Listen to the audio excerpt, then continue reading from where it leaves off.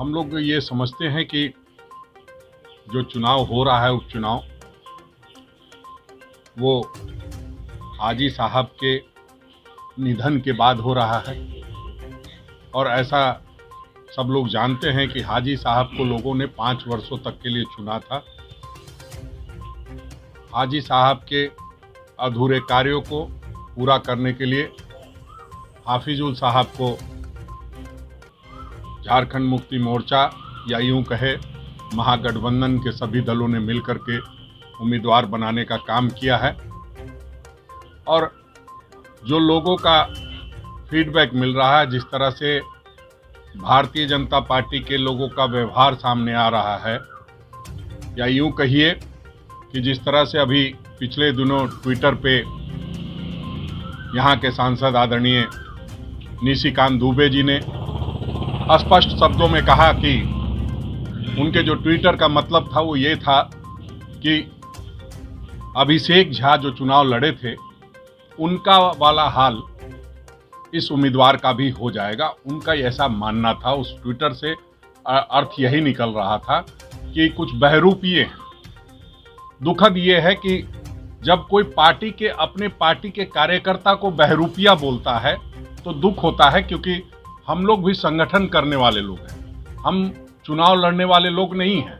आप सुल्तान जी को देखिए, आप शमशेर आलम जी को देखिए, मुझे देखिए, मुन्नम जी को देखिए। हम लोग चुनाव लड़ने वाले लोग नहीं हैं। फैयाद साहब के बारे में इसलिए नहीं कह रहे हैं कि चुनाव लड़े हैं, लेकिन हम लोग चुनाव लड़ने वाले लोग नहीं हैं।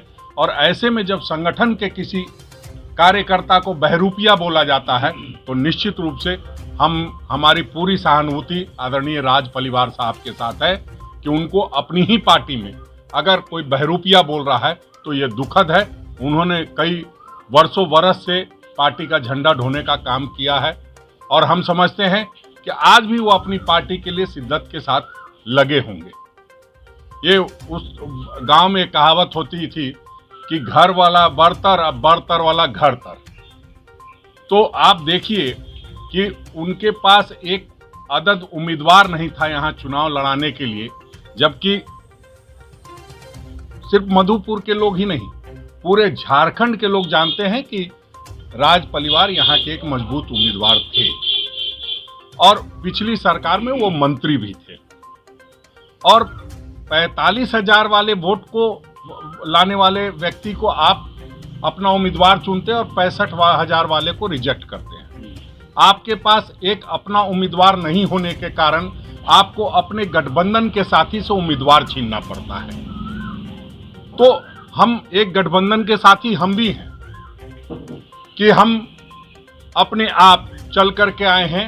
हाफिजुल साहब ने नहीं बुलाया है, हम खुद चल करके आए हैं कि नहीं, हमारा भाई लड़ रहा है चुनाव और उसको हमें जिताना है, इसलिए हम लोग रांची से चल करके यहाँ आ रहे हैं। तो बड़ी अजीब सी बात है कि पूरे 1.25 साल होने जा रहे हैं, भारतीय जनता पार्टी को एक विधायक दल का नेता नहीं मिलता है। 25 विधायकों के होने के बावजूद अगर दूसरे दल के लोग को ला करके विधायक दल का नेता बनाया जाता है तो हम समझते हैं भारतीय जनता पार्टी के लिए अच्छे दिन नहीं है, ये इसे दुर्दिन कहा जाएगा। और यहाँ पर एक कद्दावर नेता के रहते और दूसरे पार्टी से अपने ही महागठबंधन के साथी दल से अगर आप उम्मीदवार छीन कर लाते हैं तो कहीं ना कहीं आप शून्य की स्थिति में आ गए हैं, या आपका कहीं ना कहीं मानसिक संतुलन इनके नेताओं का गड़बड़ा गया है। हम समझते हैं कि हम जो ये चुनाव लड़ने जा रहे हैं 1.25 साल के अंदर में तीसरा उपचुनाव है। दुर्भाग्यवश ये चुनाव लड़ना पड़ रहा है क्योंकि आदरणीय हाजी साहब हमारे बीच में नहीं रहे हैं।